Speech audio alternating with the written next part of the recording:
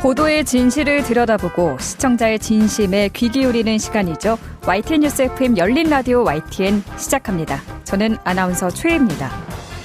초등학생의 대통령, 초통령으로 불리는 걸그룹이 유튜브 술 마시는 방송 술방에 출연하자 미취학 아동이 아버지에게 술이 맛있냐는 질문을 했다는 기사를 읽었습니다. 유튜브가 음주 방송 제재를 비껴가는 사이 청소년 음주율은 지난해 13%를 기록하며 직전해 대비 2.3% 올랐다고 하죠. 유명 연예인들이 음주 콘텐츠에 출연하면서 나오고 있는 여러 우려들 뉴미디어 트렌드에서 짚어보겠습니다. 성산업에 대해 색다른 시각을 제공하려는 의도의 넷플릭스 새 콘텐츠 성인물. AV 업계 인물과의 인터뷰가 공개되면서 진행자의 또 다른 프로그램 하차 요구가 빗발치고 있습니다. 성인물, 이 프로그램이 왜 논란이 되고 있는지, 그렇다면 성적 담론은 콘텐츠 금기의 영역인지 미디어 비평에서 꼬집어 보겠습니다. 오늘 열린 라디오 YTN 지금 바로 시작합니다.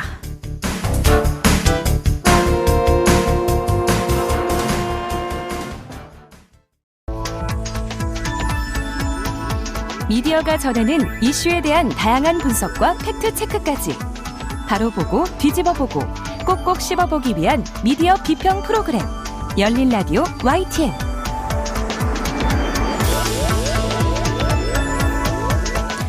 한 주간 뉴스를 꼭꼭 씹어보는 시간 미디어 비평입니다. 오늘은 김원경 뭉클미디어 인권연구소장과 전화 연결돼 있습니다. 안녕하세요. 네, 안녕하세요. 네. 최근 넷플릭스 신규 프로그램 중에 성산업에 대해서 조명한 성인물이라는 콘텐츠를 두고 논란이 참 많이 나오고 있습니다. 진행자의 또 다른 프로그램 하차 요구까지 나온 상태인데요. 오늘은 이를 둘러싼 이슈를 짚어보겠습니다. 자, 성인물, 먼저 어떤 프로그램인지 소개를 해주시죠. 네, 넷플릭스 프로그램이고요. 제목이 성 플러스 인물입니다. 방송의 취지는 성인문화 산업 속 인물을 탐구한다는 것입니다. 여기에는 국민 MC라고 말해도 손색이 없는 방송인 신동엽 씨와 가수 성시경 씨가 진행을 맡았습니다. 네. 4월 25일에 그중 일본편 총 6개 편이 공개되었는데요. 구성을 보면 1편에서는 일본의 성인용품 및 성인 VR 방 등을 체험하는 모습을 보여줬고요. 2편에서는 일본 AV 여성 연기자를 인터뷰했습니다. 여기서 말하는 일본 AV라는 것은 실제 성행위가 포함되어 있는 성인용 영상물을 말합니다. 3편은 AV 남성 연기자와 그 감독을 인터뷰하는 내용이었고요. 4편은 성인용품 회사를 소개했습니다. 그리고 5편에서는 일본의 호스트바를 찾아가서 여러 사람들을 인터뷰했습니다. 또 6편은 일본의 평범한 커플 두 팀과 함께 대화를 나누면서 마무리했습니다. 각 편당 30분 정도로 구성된 예능 프로그램이라고 볼 수 있습니다. 말씀을 들어보니까 일반 방송에서는 도저히 다룰 수 없는 그런 수위의 콘텐츠인 것 같은데 이게 또 넷플릭스라는 OTT 채널에서는 이런 것도 가능하구나 이런 생각도 들고요. 네네. 소장님은 직접 다 보셨죠? 어떠셨어요? 일단 저는 방송을 보기 이전에 기사부터 봤습니다.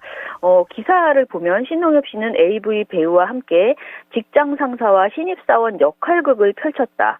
그리고 AV 촬영을 간접 체험했다. 성적인 은어와 비속어가 여과 없이 나왔다. 성적인 수위가 지나치게 높으며 모자이크 처리 없이 성인 용품을 등장시켰다. 이런 여러 가지 지적이 있었습니다. 그래서 방송을 보기 전에 이게 굉장히 좀 속된 말로 지저분한 내용이 아닐까라는 생각이 들었습니다. 네. 그런데 실제 방송을 다 보면요. 생각보다는 괜찮다라는 생각이 들거든요. 물론 이 콘텐츠를 우리나라의 방송심의에 관한 규정으로 살펴본다면 매우 심각한 방송입니다. 이 콘텐츠는 방송심의 규정 30조 양성평등 조항, 35조 성표현, 40조 성기 성병 등의 표현, 27조 품위유지 등 여러 조항을 위반했다고 평가될 것입니다. 네. 물론 실제 우리 방송심의 기준으로는 심의가 되지 않죠. 네, 불가능하죠. 그렇죠. 그래서 하나만한 소리 같지만 어찌됐든 우리 방송에는 방송 등이 불가능한 수위라는 것은 분명합니다. 그러나 이 방송은 현실적으로 넷플릭스의 청소년 시청 불가 프로그램이었고요. 그렇게 놓고 봤을 때는 신동엽 씨나 성시경 씨는 비교적 저급한 표현을 하지 않으려고 애를 쓰는 모습을 보였고요. 전반적으로 촬영 분위기가 밝고 깔끔했습니다. 네. 게다가 AV라는 것이 여성 출연자의 인권을 존중하고 있다. 호스트파 역시 한번 가볼 만한 곳 같이 비춰지기도 했고요. 또 일본의 청춘 남녀들은 AV를 크게 문제 삼지 않고 자연스럽게 받아들이고 있는 것처럼 보이기도 했습니다. 성시경 씨가 마지막에 말한 것처럼 어떤 직업이든 그걸 진심으로 대단히 열심히 하는 것은 소중한 일이구나라는 것을 공감할 정도로 그렇게 방송이 구성되어 있었습니다. 지금 언론에서는 선정성 문제를 많이 지적하거든요. 네. 도를 넘었다. 이런 지적에는 그럼 소장님은 공감을 못 하시는 건가요? 지금 제가 너무 칭찬만 한 것처럼 들리시잖아요. 네. 예, 저도 처음에 이 방송을 봤을 때 신동엽 씨의 진행 그 자체에만 신경을 썼기 때문에 신동엽 씨는 그다지 큰 문제를 일으킨 것 같진 않은데 뭐가 문제라는 거지? 이런 생각을 처음에 했었습니다. 그런데요, 바로 이것이 문제입니다. 이 방송은 아주 산뜻하고 유쾌하게 일본의 AV 시장을 소개해주고 있습니다. 그래서 이 방송을 본 많은 사람들이 은연중에 일본 AV에 거부감을 느끼지 않고 심지어는 호기심을 느낄 가능성이 높습니다. 네. 일본 AV의 문제를 모르는 사람에게는 이 방송은 그저 선정적 주제를 청소년 시청 불가 수위에서 적당히 즐겁게 구성한 방송으로 보일 뿐일 것이라고 생각됩니다. 네. 바로 이 점, 일본 AV를 접해보지도 않았고 그 산업의 문제도 전혀 모르는 사람에게 일본 AV 시장을 미화시켜서 소개해 줄 가능성이 높다는 점, 그 안의 문제점, AV 시장 안의 문제점을 언급조차 하지 않았다는 점이 이 방송의 매우 위험한 지점이다라고 생각이 듭니다. 일본 AV 시장이 갖고 있는 문제점을 보여주지 않고 미화시켜서 그냥 유쾌하게 소개해주고 네. 있다는 점을 지적해 주셨는데요. 네. 그러면은 일본의 AV 시장이 실제로는 어떻습니까? 넷플릭스 성인물에서 여성 AV 배우들은요, 싫으면 싫다고 거부할 수 있는 환경이다. 그리고 AV 촬영 시에 대본에 없는 행위를 하거나 멋대로 구는 경우는 없다라고 말을 합니다. 네. 남성 AV 배우들도 여성 배우를 매우 존중하는 것처럼 이야기를 하고 있습니다. 그러나 국제인권단체인 휴먼 라이츠 나우 HRN이라고 하는데요. 이 HRN이 지난 2016년에 발간한 AV 산업에 의한 여성, 소녀에 대한 인권 침해 조사 보고서를 보면요. 네. 미성년자 등 젊은 여성들에게 일반 잡지나 CF 또는 TV 녹화라면서 모델, 연예인 데뷔 등을 제안해서 계약서를 쓰게 한 후에 성인물을 찍게 하고 부조리한 계약서를 들이대면서 고액의 위약금을 요구하면서 협박을 해서 결국 AV 출연을 강제하는 사례가 많았다라고 보고하고 있습니다. 네. HRN 보고서에서는 계약 사기를 통한 미성년자 유인, 협박, 성폭행, 강제 촬영 등 실제적인 범죄를 포함한 일본 내 성착취 문제가 얼마나 심각한지 잘 담겨 있습니다. 게다가 넷플릭스 성인물에서는 배우나 감독의 말을 통해서 매우 정교하게 합의된 내용으로 성행위가 이루어지는 것처럼 말하고 있습니다. 그런데 HRN 보고서에서는 자극적인 AV 상품을 만들기 위한 잔혹한 방식의 성폭행들이 계약 혹은 연기로 둔갑되어서 법망을 빠져나가고 있다라는 지적을 하고 있습니다. 네. 동의 없는 가학적 행위, 심지어 성폭행 장면조차 영상 속에서는 그저 동의한 상태에서의 연기로 연출되어진다라고도 합니다. 게다가 이들은 계약서를 쓰고 일을 시작하는 것이기 때문에 실질적인 피해자로 인정받지도 못하고 피해 유발자라는 표현으로 낙인 찍힌다고도 합니다. HRN 측은 젊은 여성의 무지와 공공을 이용해서 성행위를 강요하고 그 내용이 공개적으로 노출되는 것은 명백한 인권 침해다라고 말하고 있습니다. 네. 사실 저는 이런 내용을 거의 몰랐습니다. 따라서 이걸 전혀 모르는 상태에서 성인물을 봤을 때와 이런 내용을 알게 된 이후에 이 성인물을 본 감정은 정말 천지 차이였습니다. 저는 이 방송이 아무리 일본 현지를 찾아가서 일본의 성문화를 보여준다고는 하지만 그 안에 화려한 면, 밝은 면만 담고 또는 어떤 이 인터뷰한 사람들이 거짓말을 한 것은 아니고 그분들은 그런 대접을 받고 있을 수도 있잖아요. 네. 그렇지만 그 이면에 또 다른 문제들이 분명히 존재하고 있는데 그 점을 취재하여 전하지 않았다면은 이것은 분명한 왜곡이고 이는 시청자들에게 매우 위험한 방송이 된다라고 말할 수밖에 없습니다. 왜곡이다. 생각을 해보니까 애초 AV라는 것 자체가 성을 상품으로 소비하면서 인간의 성적 대상으로 다룬다는 점에서 이렇게 방송에서처럼 긍정적인 측면을 들어 다뤄야 할 소재가 맞는가 하는 생각도 드네요. 네. 진행자인 신동엽 씨 하차 요구가 지금 거세게 일고 있거든요. 여기에 대해서는 어떻게 생각하세요? 예, 지금 신동엽 씨가 왜곡된 성문화를 홍보했다라면서 SBS 예능 프로그램인 TV 동물농장 하차를 요구하는 목소리와 범죄를 저지른 것도 아닌데 하차는 너무하다 라면서 두둔하는 목소리가 팽팽합니다. 저도 정말 많은 분들의 의견을 읽어봤는데요. 사실 이 논란에 대해서 제가 이렇게 해야 한다라고 정답을 말씀드리는 것은 좀 주제넘을 것 같고요. 네. 다만 이렇게 말씀드리고 싶습니다. 신동엽 씨는 이번 논란의 의미를 제대로 파악하고 돌아봐야 한다라고요. 신동엽 씨는 지상파에 주로 출연하며 가족 시청 시간대에 방송하는 내용들을 주로 하고 있죠. 그야말로 국민 MC입니다. 네. 하지만 그는 마녀사냥 등의 방송을 통해서 그동안 성적 농담을 즐겨 해왔고요. 그것이 시청자에게는 선을 넘지 않으면서 솔직한 성 담론을 이야기하는 그런 즐거움을 우리에게 주어왔습니다. 따라서 이번 넷플릭스 성인물에 대해서도 신동엽 씨는 마녀사냥 등과 크게 다르지 않다라고 안이하게 생각한 측면이 있지 않나라는 생각을 해봅니다. 신동엽 씨가 지난달 28일 백상예술대상 진행자로 나서면서 저 역시 도전하고 있다. 저는 재미있는 것도 좋아하고 야한 것도 좋아하고 계속 새로운 것에 도전하고 있다라고 말했다는데요. 분명한 것은 이번 논란의 본질은 성에 대해서 너무 개방적으로 이야기했다고 해서 벌어진 것이 아니라는 것입니다. 그러니까 개방주의 대 엄숙주의 이런 논란이 아니라 폭력적이고 부적절한 성착취 산업의 문제를 너무 미화한 방송을 했다라는 점입니다. 그런데 하필 거기에 신동엽이라는 국민 MC급 진행자가 있다 보니 방송은 더욱 화제가 되었고 그에 대한 책임으로 신동엽 하차라는 요구까지 제기되는 것이다 라고 봐야 할 것입니다. 네. AV를 반대하는 일본의 한 인권운동가가 영상에서 이런 말을 했습니다. 이 문제를 글로벌 문제로 함께 생각해 주시면 좋겠습니다. 부디 인권 침해에 가담하지 말아주세요 라고요. 네. 이 말을 듣고 나니까 일본 AV를 단순히 성문화로 소개하는 그런 맥락으로 다뤄서는 안 될 소재였음을 분명히 거듭 느낄 수 있었습니다. 저는 이번 논란이 방송에 있어서 인권 감수성이 얼마나 중요한지 보여주는 사례라고 생각됩니다. 신동엽 씨의 성적 유머는 앞으로도 계속 이어질 것이고 그것은 문제가 없다고 생각합니다. 다만 성적 유머일수록 인권 감수성이라는 바탕 위에서 이루어져야 한다라는 점을 분명히 보여준 것이 이번 논란이 아닌가 이렇게 생각합니다. 네, 여러 가지 생각할 거리를 던져주신 것 같습니다. 오늘 말씀 여기까지 드릴게요. 감사합니다. 감사합니다. 네, 김원경 뭉클미디어 인권연구소장과 함께했습니다. 진실을 전합니다.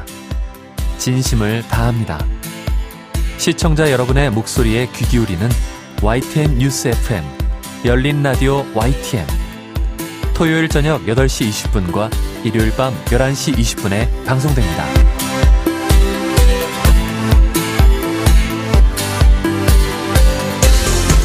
YTN 라디오 프로그램들 모니터링하고 평가해보는 시간입니다. 오늘은 박채린 시청자 평가원과 이야기 나눠보죠. 안녕하세요. 네, 안녕하세요. 네, 이번 주에는 어떤 프로그램 모니터링 하셨을까요? 네, 이번 주엔 매주 오후 5시부터 7시까지 방송하는 신율의 뉴스 정면 승부를 들었습니다. 저는 이 프로그램을 4월 17일부터 28일까지 2주간 모니터했습니다. 네, 뉴스 정면 승부 들으셨군요. 어떤 부분부터 살펴볼까요? 네, 진행자가 출연자처럼 자신의 주장을 앞세우거나 여러 분석이 나오고 있는 어떤 사안에 대해 특정한 분석만 소개한 경우가 있었습니다. 네. 지난 4월 18일 뉴스 인앤아웃 코너에서 국가 채무가 1천조를 넘었다는 소식을 보도하면서 진행자는 재난지원금에 대한 자신의 견해를 밝혔습니다. 전 국민 재난지원금을 준 나라가 많지 않고 우리보다 복지 수준이 높은 유럽도 재난지원금은 지급하지 않았다며 부정적인 입장을 이야기했습니다. 발언 내용만 보면 유럽은 우리나라와 방식만 달랐을 뿐 재정을 우리나라보다 더 과감히 풀어서 세무도 그만큼 늘었다거나 유럽과 우리나라의 상황이 다르다는 반박이 있을 수 있습니다. 진행자의 주장을 구체적으로 따져보지 않더라도 재난지원금을 두고 당시 찬반이 팽팽했는데요. 그만큼 양쪽 주장이 나름의 공감을 얻었기 때문일 겁니다. 네. 자신의 주장을 하러 나온 패널이라면 재난지원금에 대해 찬반 입장을 자유롭게 밝힐 수 있습니다. 하지만 진행자는 찬성 반대의 내용은 어땠는지 혹은 지금의 국가 채무가 재난지원금이라는 잘못된 선택 때문이라고 볼 수 있는지에 대한 여러 의견을 전달하고 청취자가 판단할 수 있도록 돕는 역할에 집중했어야 합니다. 네.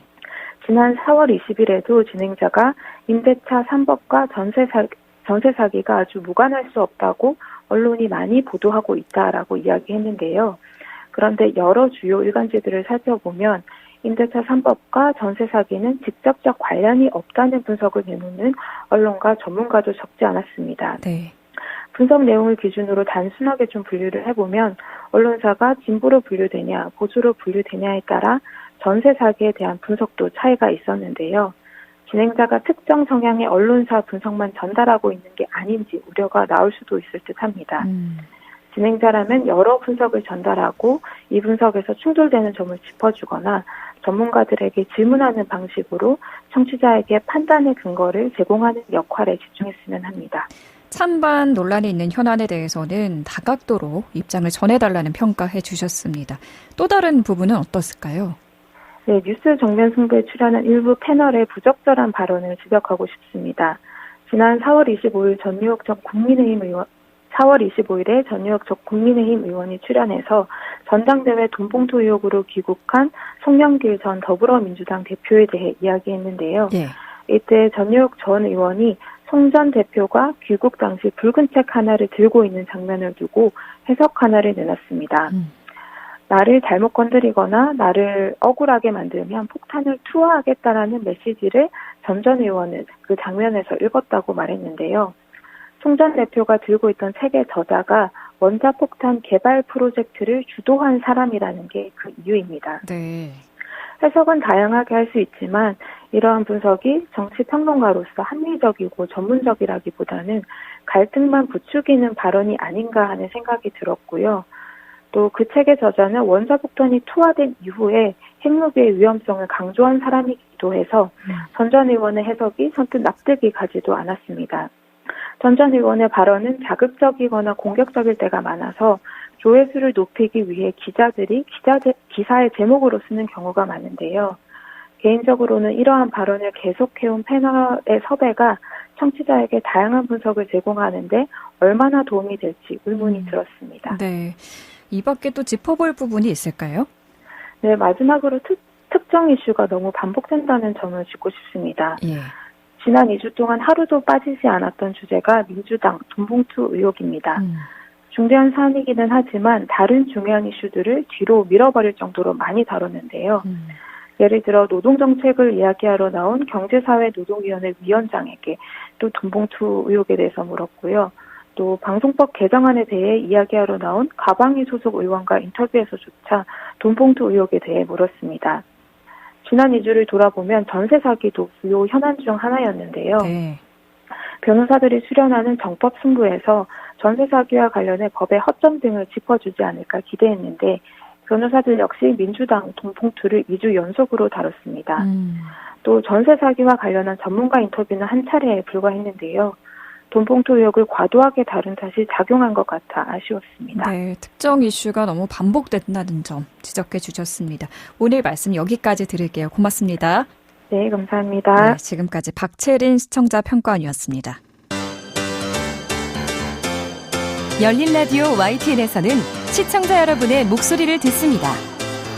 참여 신청과 의견은 유료 문자 샵 0945, 우물정 0945나 YTN 라디오 프로그램 열린 라디오 YTN 게시판을 통해 남겨주세요.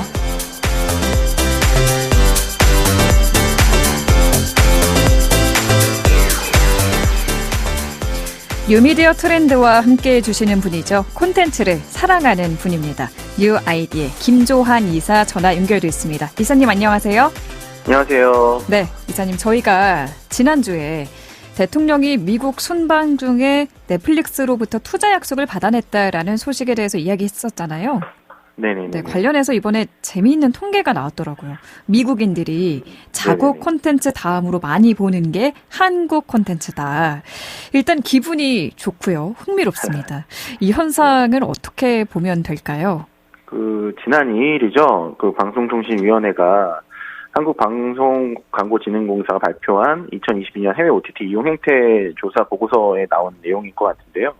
최근 1년간 미국 내 OTT 이용자가 90.4%가 자국 콘텐츠를 가장 많이 이용했고, 그 다음에 이제 43%로 한국 콘텐츠, 그리고 영국, 일본이 각 28.7% 정도 된다고 하는데, 네. 말씀하신 것처럼 우리 오징어 게임이라든가 글로리라든가 이런 넷플릭스에서 보여주는 콘텐츠들이 굉장히 많이 성공한 콘텐츠들이 있잖아요. 북미에서.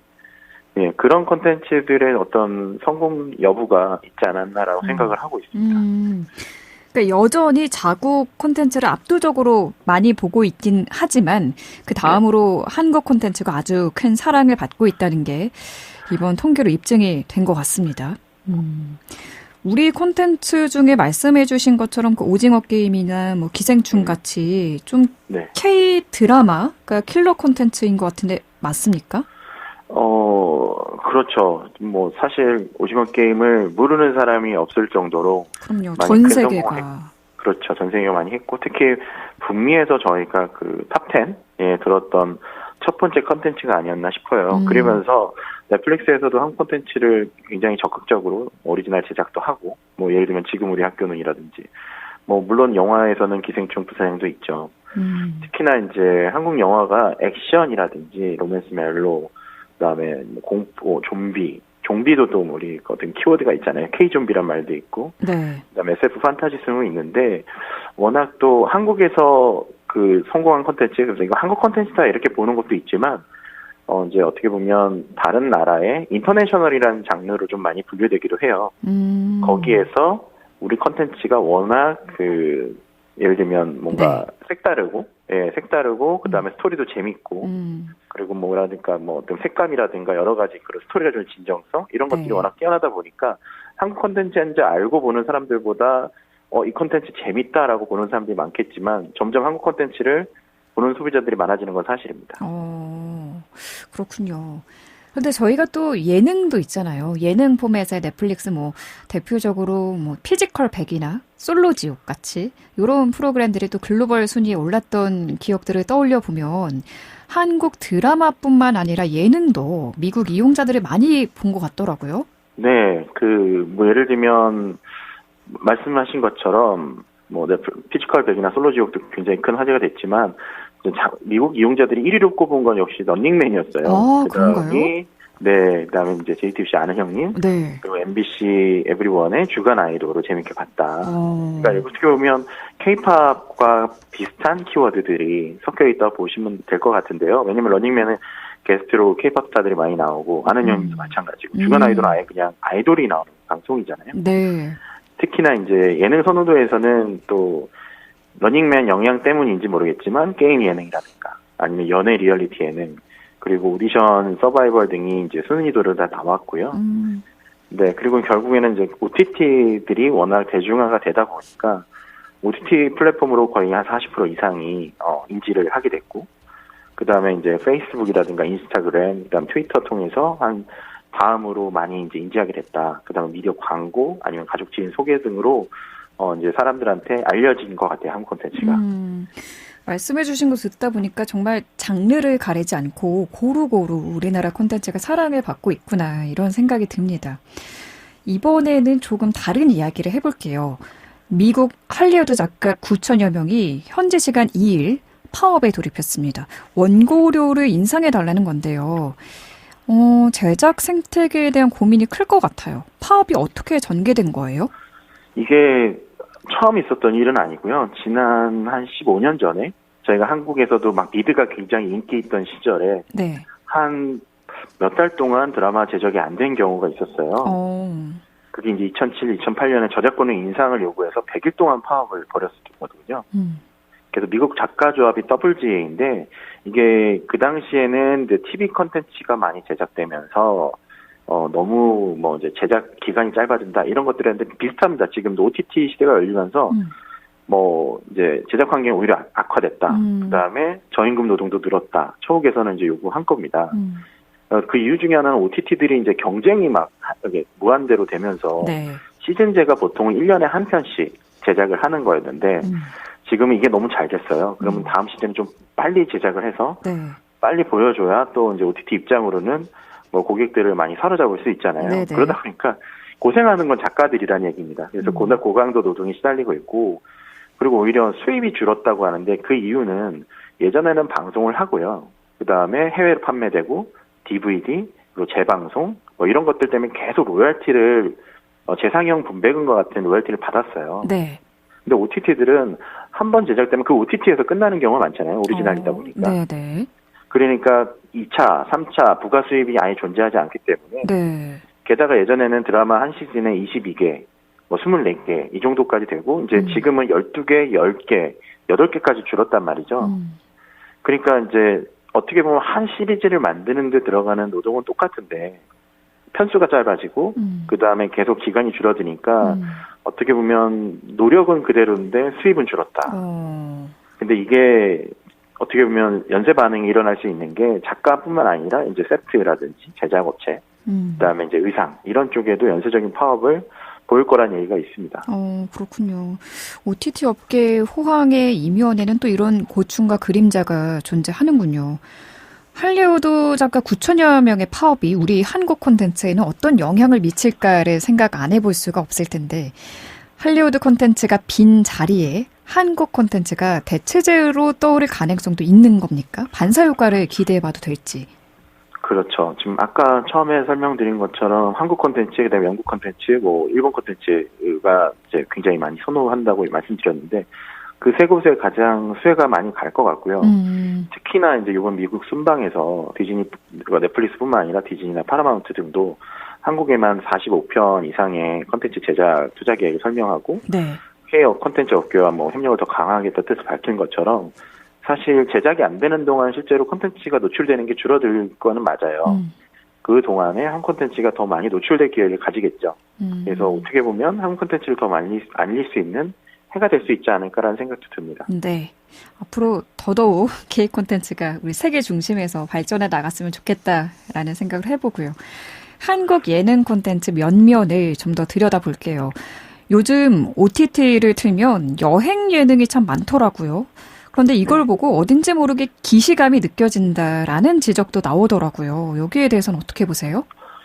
그러니까 이게 어떻게 보면 트렌드를 반영하는 것 같아요. 그래서 이제 코비드-19이 이제 끝났다는 것도 어느 정도 보여주는 것 같고, 지난해는 이제 연애 프로그램이 줄을 잃었다면 올해는 이제 여행 바람 불고 있잖아요. 네. 그래서 뭐 서진이네, 수학 없는 수학여행, 지구마블 세계여행, 태어난 김에 세계 일주 거의 다 뭐 비슷한 정말 느낌의, 네. 예, 거론하기도 하지 뭐 진짜 말씀하신 거 다 여행만 다니는 것들이죠. 네. 그래서 이제 물론 여행을 가자라는 분위기도 있지만 여전히 이제 코비드-19 이후로 뭐랄까요? 좀 뭐 항공 요금도 비싸지고 뭐도 비싸지고 해서 사실 가고 싶은데 대리 만족을 하는 경우도 많이 있고 그리고 이제 나간다는 게 어떻게 보면 누구나 다 느끼는 그런 감정이기 때문에 그런 것들을 잘 반영한 것 같은데 네. 문제는 말씀하신 것처럼 뭐 너무 유사한 포맷들이 많아지다 보니까 네. 그리고 다 비슷한 인물들이 꼭 참 있어요.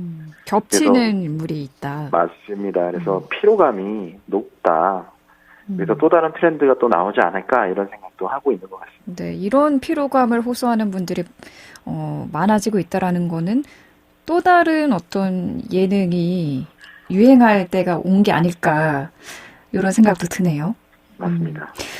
이런가 하면은 그 연예인들의 음주 예능을 담은 웹 예능도 많더라고요. 원조를 따지자면은 딩고의 이슬 라이브가 있겠는데요. 최근에 이 술을 마시면서 하는 방송이 증가한 거는 이유가 뭘까요? 이게 사실 방송에서는 하기 어려운 콘텐츠이기도 하고, 그렇죠. 특히나 최근에 이제 래퍼 이영시 씨가 진행하는 차린 건 쥐뿔도 없지만 진짜 조회수가 어마어마하거든요. 구독자 수가 270만 명까지 올라왔고, 뭐 최근에 올라온 세븐틴 영상은 700만 회를 4일 만에 넘었다고 하더라고요. 이뿐만 아니에요. 조연아의 목요일 밤, 시스타 출신 소유의 혼자 없어요. 그다음에 방탄소년단 슈가의 슈치타, 래퍼 딘딘의 알코랑 딩딩 같은 술빵 웹 콘텐츠는 계속 늘어나고 있습니다. 이 말씀해주신 콘텐츠들의 공통점이 다 술을 마시면서 방송한다라는 거죠? 연관이 있죠. 네네네, 맞습니다. 이런 콘텐츠들이 이제 미성년자 아이들에게도 가감없이 좀 노출이 되면서 우려도 많이 나오고 있는 것 같더라고요. 맞습니다. 지금 건강진흥개발원에서 발표한 자료 보면 18세에서 22세 대상한테 해보니까 음주 장면을 보고서 술이 맛있어 보인다라는 생각을 한 적이 있다라고 하더라고요. 그래서 어떻게 보면 이게 이제 PPL이나 이런 것들도 연관이 있겠지만 뭐 연예인의 다른 면모를 볼 수 있다는 점에서는 친근함 때문에 이런 콘텐츠가 되게 좋게 다가갈 수 있겠지만 네. 술에 관대한 문화를 주장하고 청소년 유해성을 방지할 수 없다는 점에서는 좀 우려가 많이 있는 건 사실인 것 같습니다. 네, 좀 음주를 미화하거나 그 어린 그렇죠. 학생들의 음주 유도 장면들에 대해서는 지적이 많이 나오고 있는 것 같습니다. 좀 가이드라인이나 뭐 제재할 방안이 마련돼야 되지 않을까도 싶고요. 네네. 마지막으로 이번 주 화제의 영상은 어떤 거 준비하셨을까요? 그 할리우드와 일본 게임의 만남이라고 할까요? 지금 할리우드 애니메이션 영화인 슈퍼마리오 브라더스가 전 세계적으로 열풍을 불고 있습니다. 슈퍼마리오 브라더스는 일본 닌텐도가 1985년에 내놓은 슈퍼마리오 게임을 영화화한 거고요. 그리고 우리한테는 미니언즈로 유명한 일루미네이션 스튜디오가 닌텐도 합작하면서 제작을 했어요.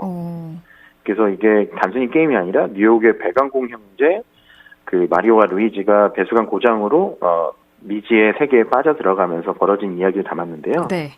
근로자의 날 연휴에 한 80만 명 관객을 끌어모았고 벌써 100만 명을 넘었습니다. 네. 요즘 아시겠지만 한국에서 100만 명 넘기가 쉽지가 어렵죠. 않은 시장이 됐어요. 네.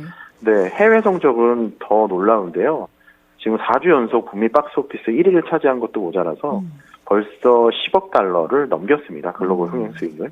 그러니까 우리나라 돈으로 1조 3,800억 원을 벌었어요. 와. 미국에서도 흥행 애니메이션 탑3에 올랐습니다. 그래서 겨울왕국 2랑 도리를 찾아서 기록을 앞질렀어요. 그런가요? 네. 야, 겨울왕국 2를 앞질렀다는 건 참 놀라운데 아무래도 좀 어린 시절 우리가 게임하면서 기억하는 그 슈퍼마리오 모습 그대로 구현해서 보여줬다라는 점에서 좋은 반응을 얻고 있는 것 같습니다. 오늘 말씀 여기까지 듣죠. 감사합니다.